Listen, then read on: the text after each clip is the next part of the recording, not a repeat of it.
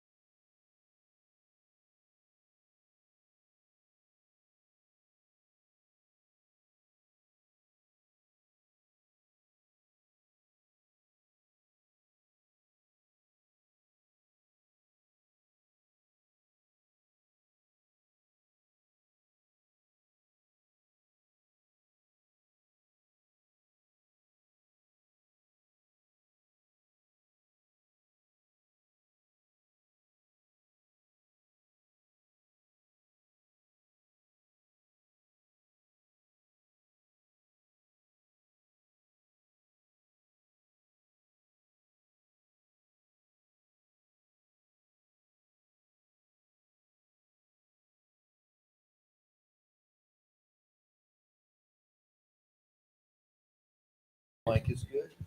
Okay. Hi, Frank. I'm Look at to you. make it. Hi, Little Miss babe. Rock and Roll Hall of Fame. Hi, baby. How's Hi. it going? Frank drove all the way from Philly. Okay. Oh, whoa. Okay, that's a little further. But you didn't start grad school today. Oh, yeah, he's doing. Yeah, he's, so he's a busy guy. It's a busy day, but it's worth it to be here. I think for You you. look good. Really? Too. Your glasses. You always have really great glasses, I don't Frank. even know what I have on. Well, no, because Frank, he's wearing different glasses. Like I love different frames. Zenny.com. Nice. Oh, Yeah. that's right. You told me. Zenny.com. Well, do you want to get this started? Yeah, let's go. Oh, then this is a good idea. Window. For all. Hear how many places this is streamed? 50 million places. Put that right up there because I could say this. I've said it a million times about this book. It's not just a Go-Go's book.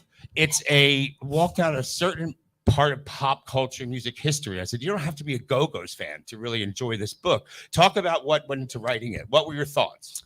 Oh, so the thing, are we cool? Okay, I see him fiddling around with stuff.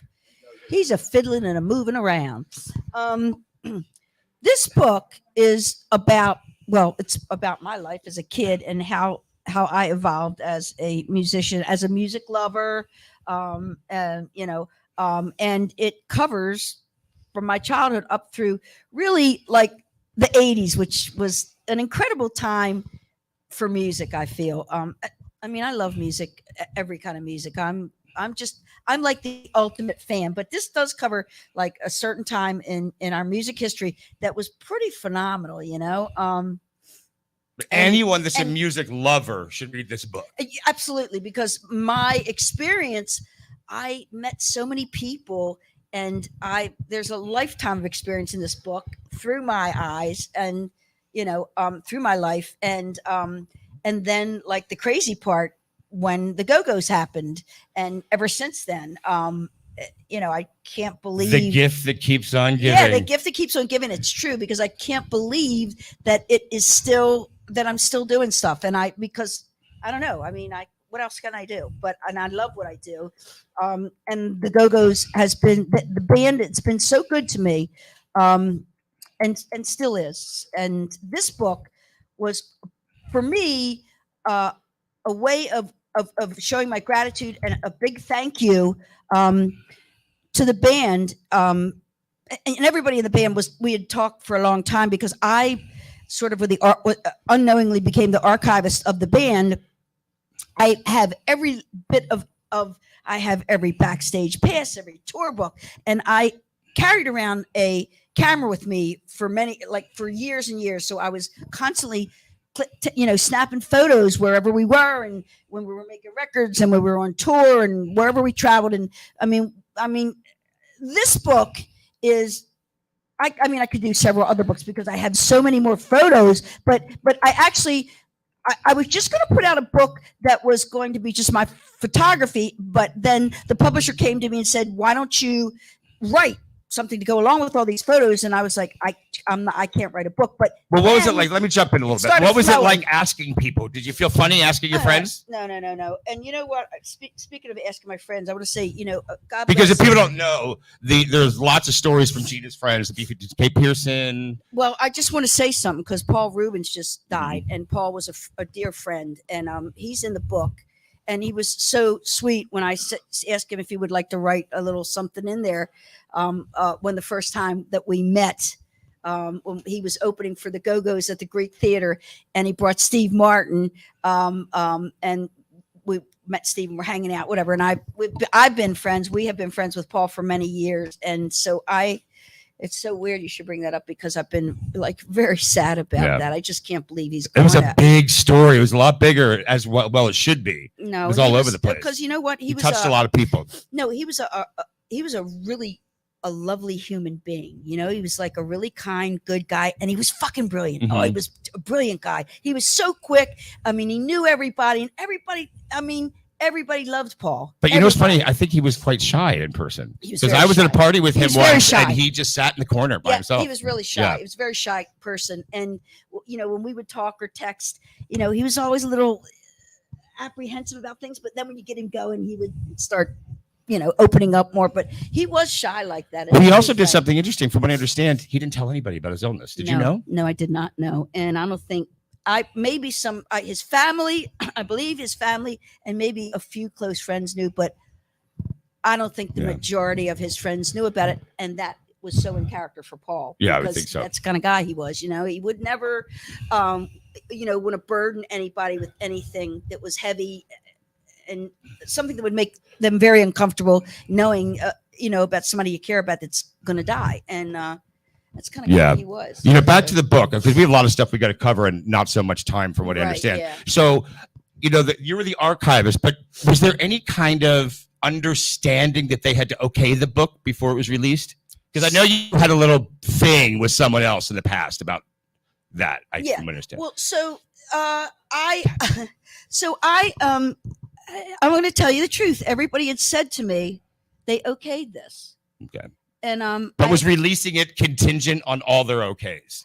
I got come on, spill it. No. I sent an email out and made sure that everybody said, I sent an email out just to go over the fact that everybody had agreed it, and now it was going to be an email form that I'd have proof of that if there was any problems. But really, I didn't have anything to write that was going to be shitty or nasty about anybody. And they know better than to say no to you. No, well, I am sort of a pain in the ass, but I'm a little bit of a steamroller in a band. But you know what? Well, you made that band happen. Everyone watched the documentary. The documentary was. It was so good, so good. Matter of fact, I was at Jiffy Lube today, and I got the guy to sign up and watch the documentary. I tell everybody, it's that great. It's great, man. I love it.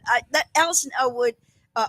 What a perfect match she was for us. And we were hesitant to do anything with anyone because we didn't want to be represented in some salacious, ridiculous fucking way. Behind the music. Behind the music. It's so easy. And it's, come on. How many times have you heard it and seen it? It's the same old shit. And so we wanted somebody that would dig a little deeper. And actually, Allison got us. She got us in our humor. And it was she's an award-winning documentarian. She's an award-winning documentarian, and I loved working with Alice, and she's one. Potentially from a woman's perspective, it had to be different. I think. Well, yeah, perhaps, yeah. No, you're probably right because we were all open about things. I know a lot of guys in the music that still don't give you guys the cred. That just, I mean, maybe your people do, but some people, oh yeah, they were that, and like you guys don't know, they were fucking seismic. I always feel like the proof's in the pudding. You know what? We can still play 365 days a year if we want to. If we could get everybody in the band to agree to do it, and they will. Like, they will. No. We could really because we have offers, and it's fucking how many years later? Over 40 years, and we still have. People want to see us play. I don't know why. I mean, well, yes, I do kind of know why, but next year will be is what 2024 40 years of talk show. I don't know. I think it came out in 84. It did come out in 84. You're right. Yeah, 40-year anniversary. Let's do it. Jesus Christ. Yeah. Yeah. Who knows? But I do marvel at the fact that people still really care and want to see us play. Although I gotta say, our live shows are fucking awesome. They're really good. Oh, they're so good. Yeah. Our shows. I mean, there's no. Things exploding and crazy lights and shit. It's really pretty basic, and that's us up on the stage, and we are the center of attraction. There's nothing to distract you. We each have our groove, and everybody. It's like the audience. Everybody loves somebody else some different people. The five of us in the band that they'll focus on during the show, and I mean, we have the best audience. Well, I think from a fan's perspective, what we know now went on behind the scenes. The love was in the music because you guys could just put it all away for that 2 hours on stage. Oh yeah, I mean, and no one would have ever known that you guys may have had disagreements backstage. Yeah, we.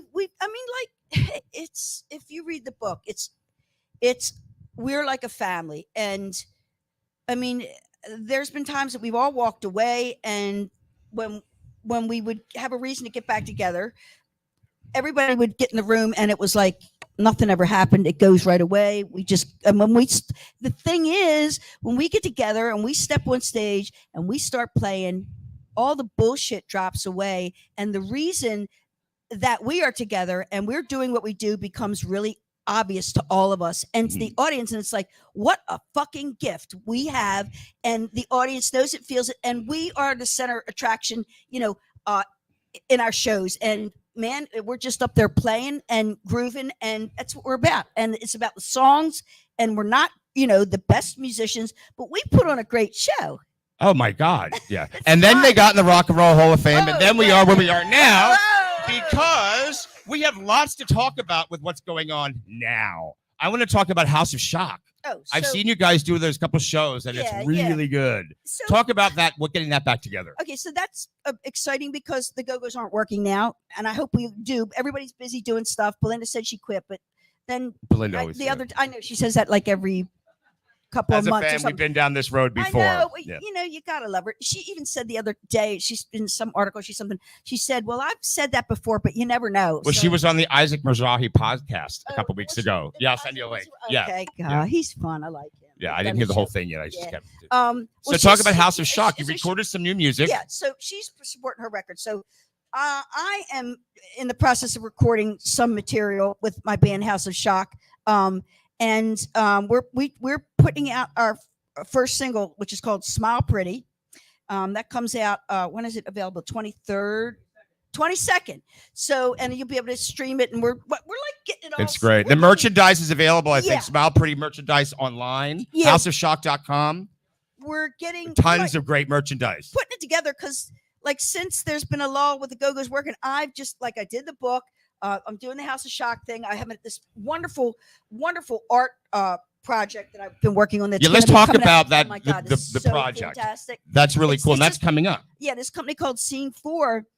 They do this art. It goes on canvas, and it is okay. Let's see how it works. It's okay, slow down. It's like LED technology with drumsticks and photography. And what I did was I went to SIR Studios in LA. Spent a day with these guys. One was the business guy. The other guy was the photographer that was doing it. It was great. And they have my drum set up, and they give you these sticks. And when there's lights in them, and they move around when you hit them. And the lights move according to the motion and according to the speed of the motion. And the whole time he's photographing. So when you're doing a motion up like this, it's going to be. All right. Okay. So this is what you're going to see when it's on canvas. It is these incredible spirals and of craziness and lights, and it's mind blowing. And he's doing all drummers, right? And you're in pretty esteemed company. Yeah, right. Talked about some of the people that are doing it's this. like it's so colorful, and it's all about like rhythm. It's the rhythm. I call mine the art of rhythm. My little series, and it's like nothing I've ever seen. I don't know. I could talk about it all day because and I can't find. Well, when will they be available for the public to view? So, get me back to course because I can't get off, knock that off. We got a lot course. to talk about. In a little bit of time. Okay, so you can. What is it? You can see it. Is it the 20? There's so many things going on. August 24th. August 24th. And I would implore everyone watching at home or wherever you are to go on houseofshock.com, Facebook, Instagram, like, follow, smash that like button. Do it. Even if you just want to find out about Gina, you've never heard of the Go-Go's, you will be happy you did. Oh my God, because this Instagram, looks like Facebook, something. houseofshock.com. GinaSchockArt.com. This looks like something that it could be in a gallery. It will be in a gallery. It will be in galleries. Like, follow, all the stuff you do. It's so gorgeous. Wow. Say it again. Like, follow. Oh, what? You need the likes and the follows. Oh, likes and follows. Yes. I Click, know. open, I'm like, just learning about follow, this stuff too. and share. Yes. Share. Yeah. I'd be glad you did. And it looks really cool. Yeah, it's really, really, and it's limited edition stuff. It is limited edition stuff. And talk about who the company you are in. Sheila E., Stuart Copeland, Stephen Perkins, Chad Smith. Big names. That's to name a few. But I mean, like, I'm in great company with, major well drummers. Deserved. Yeah. And wow. When I saw this stuff originally, I was like, I cannot believe this. I couldn't wait to do it. And we spent the whole day there, and it went very quickly because it was so interesting and cool how they were moving me around and telling me to hit the drum at a certain angle, and how fast I should do it, and really cool. I feel like you've got as much going on now as you did at the height of the Go-Go's. You're busy. No, I'm just busy like on an individual level. I know, but the Go-Go's, that's always a busy thing when it's happening. But I'm so excited to finish up the recording of we're going to do like an EP. And I think you have another Baltimore beloved rock star in your band, correct? Oh, John Allen. John Allen's in the yeah, band. he's a great Child's guy. Play. Yeah, John. Yeah, John's playing great. drums. He's great. Yeah, so he's playing drums and singing. They're switching off. Yeah, yes, that's right. So I've seen the shows. Okay. So now I don't know what I was talking about. The band, you're recording new songs. You're also you're bringing back an oldie but goodie. So we're gonna I told you we're doing Spot Pretty, but we're doing several new songs and old songs. But we're recording all this stuff. I'm re-recording Middle of Nowhere, and I'm gonna release it in 2024 with a completely different mix, and it's gonna sound great. Because it's a great song, and it didn't get what it should have. MTV pushed it. Well, they did, but then the record company screwed up. It was a problem. Everybody got fired, which we've all heard those stories before. Mm-hmm. Anyway, so we'll be recording that. I'm excited about getting all this done by the end of the year, and then next year going out and starting to do some like real touring, doing a bunch of shows.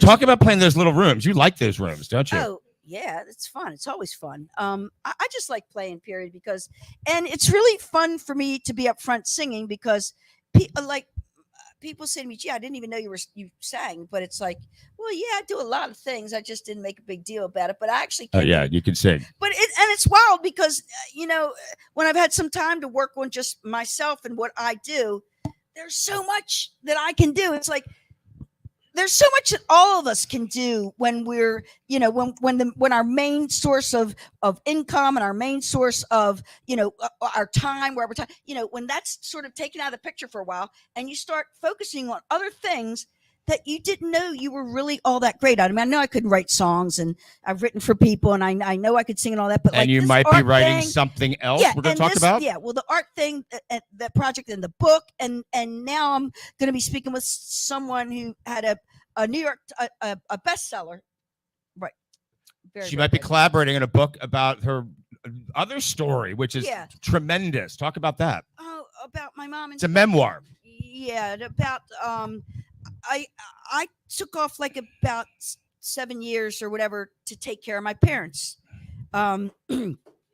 they started to, not being able to take care of themselves. And I moved into my house in San Francisco with me and took care of them until they both passed. And so I talked to this woman, Marjorie, who wrote this book about this organization and this wonderful woman, Laurie. It's called Funny Farm. New York Times. It was a bestseller, right? Funny Farm in Mays Landing is the largest no-kill animal sanctuary in the Northeast. It's an amazing story. It's about her upbringing and how she ended up. My friend Mary I'm gonna take, because Mary has a rescue, Pitties and Purrs, right? Anyone out there, look up Funny Farm. It's a great book. And Mary too, because I want to get her. I want to get her up more on the map.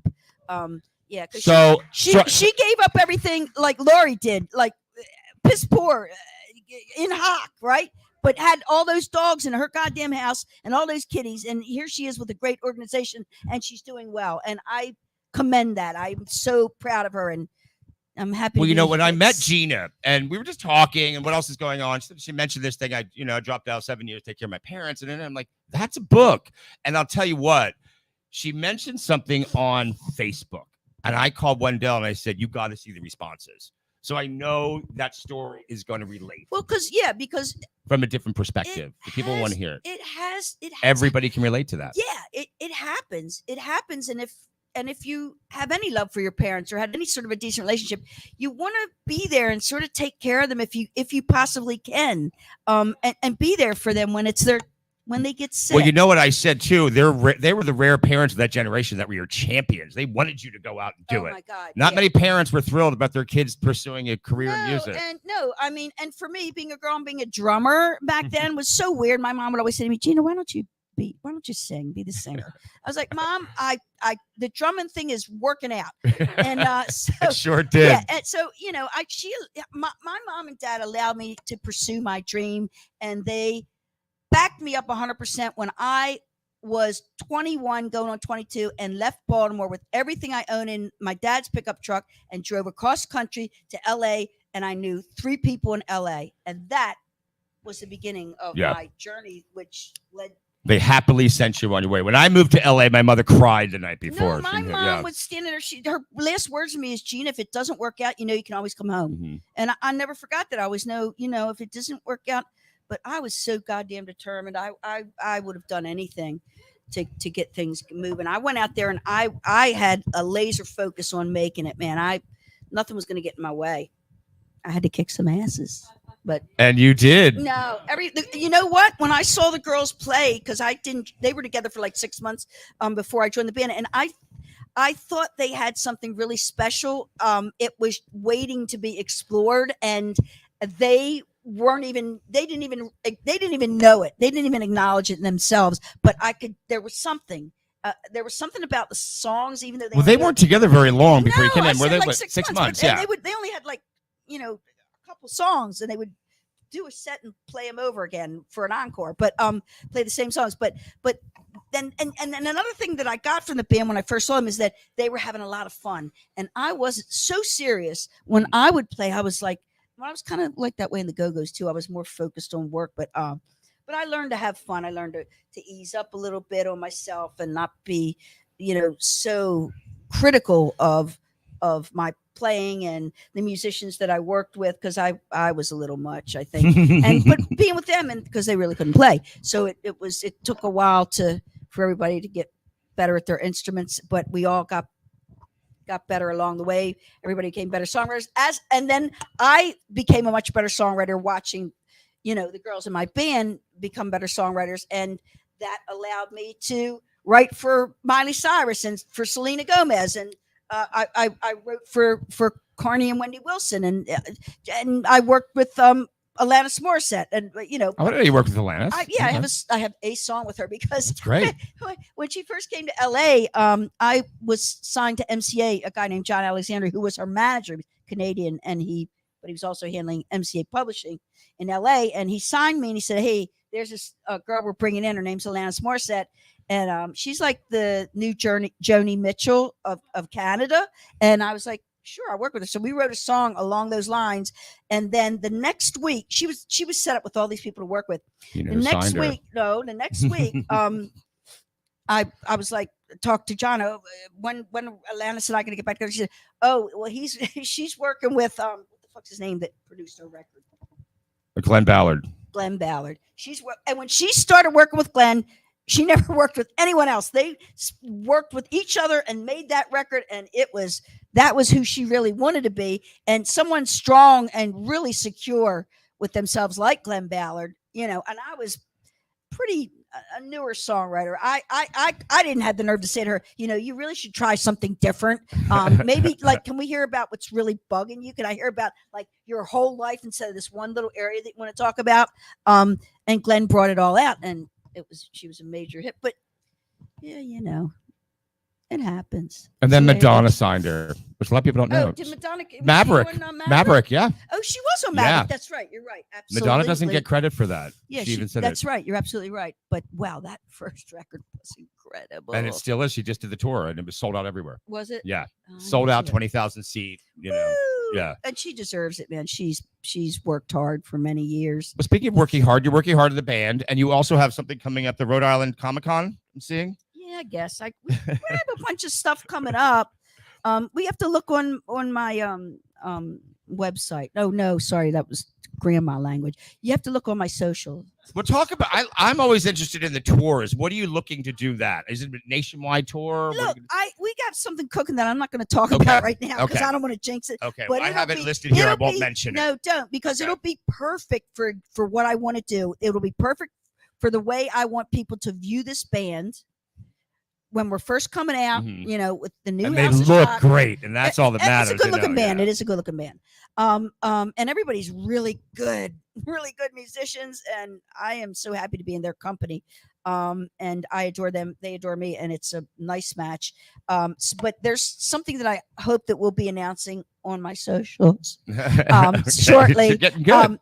Shortly. That we'll be lining up for next year, and that would be really perfect. Everything to show, to show the Gina country Schock.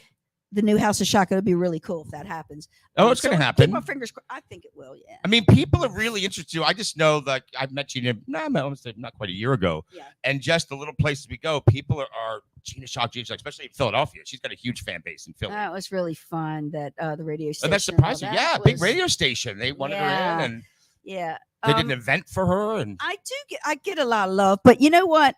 I paid my dues. I put my time in, and you know what? I'm a pretty decent person, and I have to say, in general, everybody's been really kind. Mm-hmm. I haven't run up against anyone. Well, you get what you give. I mean, I see what you give, and that's so. Yeah. I hope so, because I'm in it for the real deal, the right reason, because I love what I do. It's never been about money for me, never ever. That's part of the reason I always want to be in a band. I want to be part of something bigger than myself. And I don't care about, I'd be happy to split everything. That doesn't matter to me. I just always wanted to be able to do what I love to do and share it, hopefully with an audience of people that are like-minded and get what I'm doing. That's all, Well, your fans sure do, because I know like they show up, matter of fact, they did the Stone Pony show, which was so cool. That was fun. You must have seen that. You know who's playing the Stone Pony and not the big stage, the Pretenders. Oh, really? Chrissy's doing a club tour. See, that's so cool, man. That's the way to do it. That's a great way room. to do it, right? And it's historic room too. It's fun. Is it fun to play those places? That's what I'm saying. What I'm talking about. If we do this tour, that is going to be along those sort of lines of, a place, something that's been around for a long time, a place that has been around for a long time and is all over the country, and it'll be the right. What's way your favorite club to play in LA? I mean, you did that. You did the documentary at the Roxy. The Whiskey or the Roxy. Yeah. Because we were, at the Whiskey, we were the house band. Yeah. For quite a while, and that's pretty cool. I mean, we were in great. So maybe the Angelinos that I look forward to seeing at the Whiskey.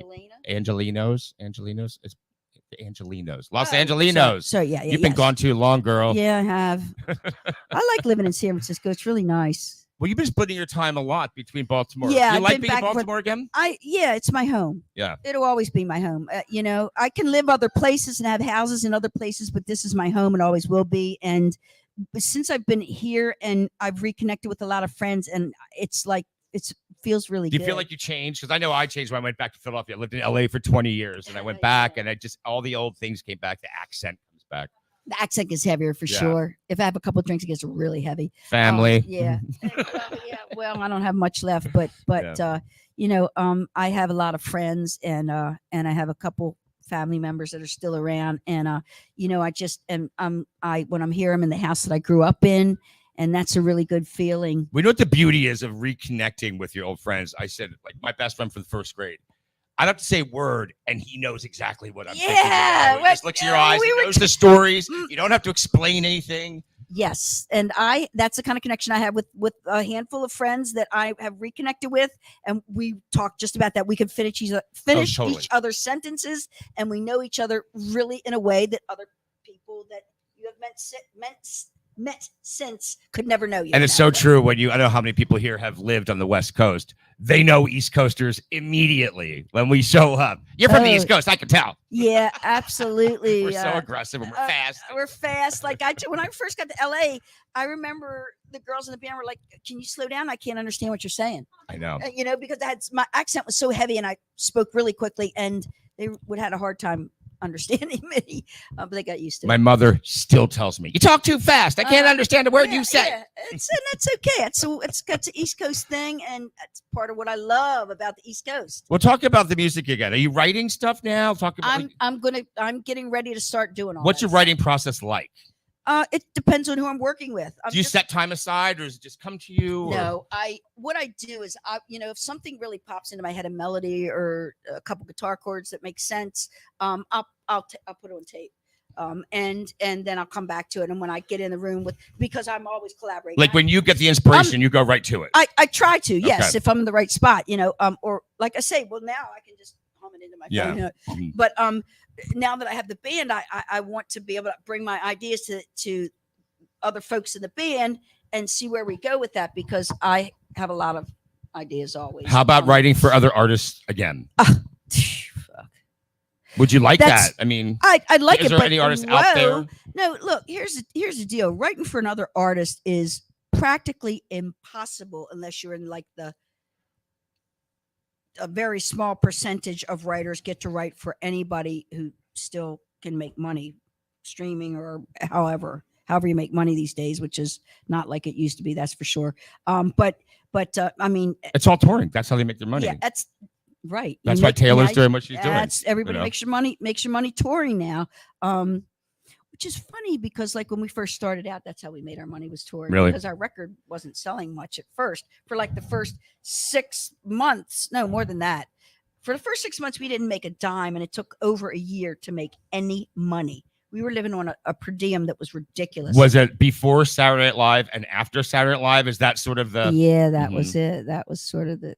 And before and after the Police. Oh, well, yeah, I saw that tour. Yeah. It was great. And you guys did pretty much almost a full set. It was an hour set. I remember that night. It was cool because it was like people would come to see both bands. Like you'd come to see the opener and you'd come to see... Well, you were big. I think I remembered you're both in the top 10 at the same time. Yes. And then you went to number 1 over them. And that's in the documentary, but it was so cool. Especially as a young Go-Go's fan. We got kind of bullied a little bit.